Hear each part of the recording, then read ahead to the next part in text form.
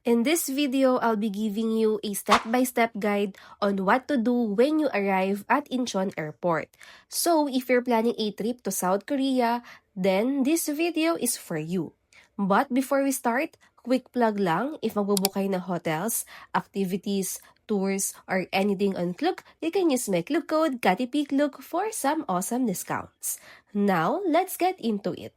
Step 1. Arrival signs. First things first, pagdating nyo sa Incheon Airport, follow nyo lang yung mga signs for arrival. Medyo mahaba-haba ang lakarin, but don't worry, ang daming signs, kaya hindi kayo maliligaw. Step 2. Train ride to immigration. When you follow the signs, it will lead you to this train that you'll ride to get to immigration. So just hop on.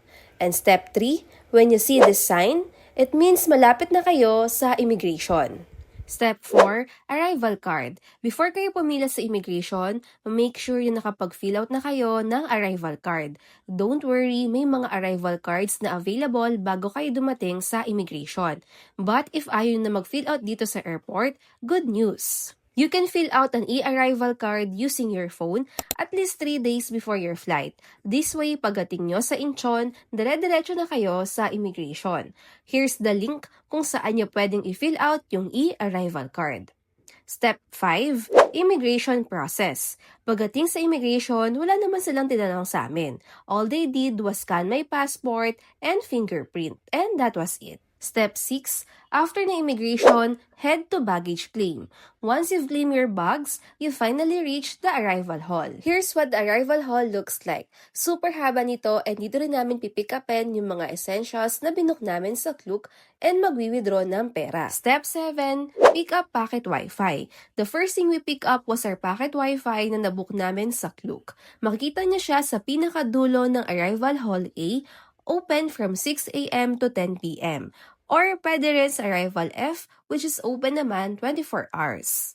When picking up the packet Wi-Fi, make sure to present a credit card under your name because they need to verify na kayo talaga yung kukuha ng item. We booked this through Klook. Just search South Korea 4G packet Wi-Fi from KT. And of course, don't forget to use my Klook code KATIPIKLOOK for discounts. Step 8.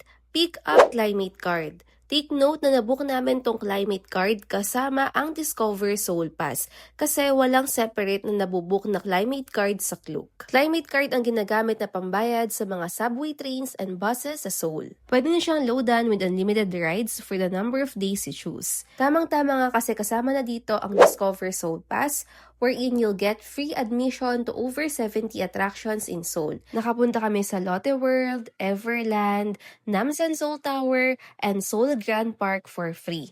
Plus, we even got to wear hanbok for free. Super sulit, diba? And it saved us a lot of money. If it's your first time to visit South Korea, I'd highly recommend booking this pass through Klook. Search na ang Discover Seoul Pass and use my Klook code KATIPIKLOOK. Step 9. Pick up T-Money Card. Next, we pick up our T-Money Card which is used on trains, buses, and even for the airport limousine bus. This card is really handy because you can use it for transportation and to pay for the airport bus to and from Incheon. Again, you can book this on Klook. Just search T-Money Card and don't forget to use my Klook code KATIPIKLOOK for discounts. Step 10. After picking up everything from Klook, nag-withdraw kami ng pera. Madami namang ATM machines sa airport and we chose to withdraw from Woori Bank. Usually, we use our GCash card when withdrawing abroad kasi okay ang exchange rates. But this time, we tried using Maribank for comparison. Though okay siya, mas okay pa rin talaga yung GCash for withdrawal. But if you want to shop abroad, Maribank is a good option kasi may cashback.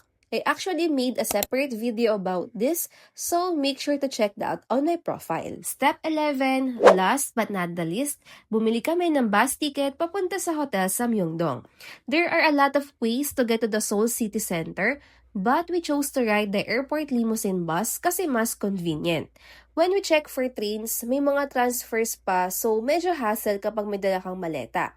Kaya we decided to go for the airport limousine bus kasi dito na mismo siya mag-stop malapit sa hotel namin.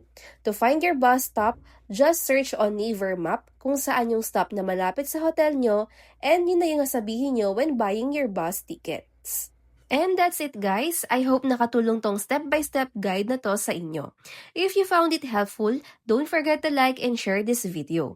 And again, if mabubook kayo sa Klook, you can use my Klook code KatiPikLook for discounts.